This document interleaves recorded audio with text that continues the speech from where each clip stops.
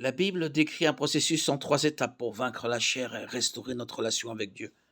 La première est de marcher dans la lumière en confessant nos péchés à Dieu. Cela implique d'accepter ce que la Bible dit de tous les enfants des hommes. Nous sommes pécheurs et notre relation avec le Dieu qui nous a créés est brisée dès notre entrée dans le monde. Si tu tenais compte de nos fautes, éternel Seigneur, qui pourrait subsister? Psaume 133. Si nous disons que nous n'avons pas de péché, nous nous trompons nous-mêmes et la vérité n'est pas en nous. Si nous disons que nous n'avons pas péché, nous faisons de Dieu un menteur et sa parole n'est pas en nous. 1 Jean 1,8. La prochaine étape est de marcher par l'Esprit, ce qui implique de crier à Dieu pour notre salut et de recevoir son Saint-Esprit, qui nous permet de vivre une vie juste aux yeux de Dieu et de ne pas accomplir les désirs de la chair. Plusieurs passages bibliques décrivent cette transformation et notre nouvelle vie. J'ai été crucifié avec Christ. Ce n'est plus moi qui vis, c'est Christ qui vit en moi. Et ce que je vis maintenant dans mon corps, je le vis dans la foi au Fils de Dieu, qui m'a aimé et qui s'est donné lui-même pour moi. Galates 2:20.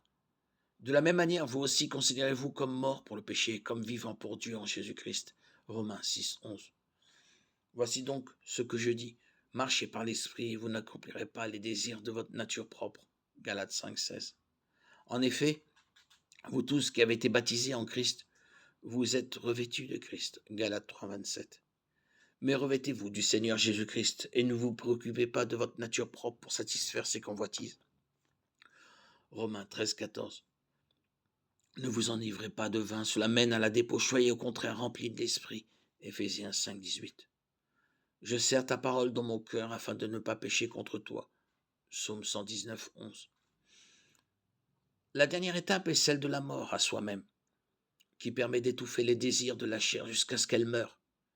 Une personne née de nouveau par l'Esprit de Dieu doit comprendre qu'elle est toujours animée par sa vieille nature avec ses désirs contraires à ceux de sa nouvelle nature et de l'Esprit. D'un point de vue pratique, le chrétien combat consciemment sa vieille nature charnelle et pratique plutôt des comportements inspirés par l'Esprit. Quant à toi, homme de Dieu, fuis ces choses et recherche la justice, la piété, la foi, l'amour, la persévérance, la douceur. 1 Timothée 6:11. Fuis les passions de la jeunesse de Timothée 2:22.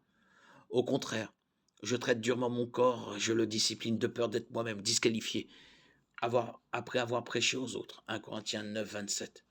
Faites donc mourir en vous ce qui est terrestre, l'immoralité sexuelle, l'impureté, les passions, les mauvais désirs, et la soif de posséder qui est une idolâtrie. Colossiens 3:5. Ceux qui appartiennent à Christ ont crucifié leur nature propre avec ses passions et ses désirs. Galates 5:24. Nous savons que notre vieil homme a été crucifié avec lui, afin que le corps du péché soit réduit à l'impuissance et qu'ainsi nous ne soyons plus esclaves du péché. Romains 6:6. Mais vous, ce n'est pas ainsi que vous avez appris à connaître Christ, si du moins c'est lui que vous avez écouté, et si c'est en lui que vous avez été enseigné conformément à la vérité qui est en Jésus. On vous a enseigné à vous débarrasser du vieil homme qui correspond à votre ancienne manière de vivre et se détruit sous l'effet de ses désirs trompeurs, à vous laisser renouveler par l'Esprit dans votre intelligence et à vous revêtir de l'homme nouveau créé selon Dieu, dans la justice et la sainteté que produit la vérité. Éphésiens 4:20-24.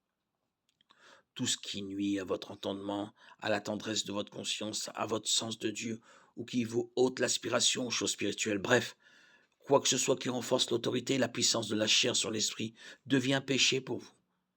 Si bonne soit cette chose par ailleurs. Un des objectifs de la vie chrétienne est la victoire de l'esprit sur la chair et une vie nouvelle manifestée par un comportement juste aux yeux de Dieu. La lutte peut être acharnée, comme la Bible le dit clairement, mais les chrétiens ont l'assurance que Dieu leur donnera la victoire sur la chair. Je suis persuadé que celui qui a commencé en vous cette bonne œuvre la poursuivra jusqu'à son terme, jusqu'au jour de Jésus-Christ. Philippiens 1:6.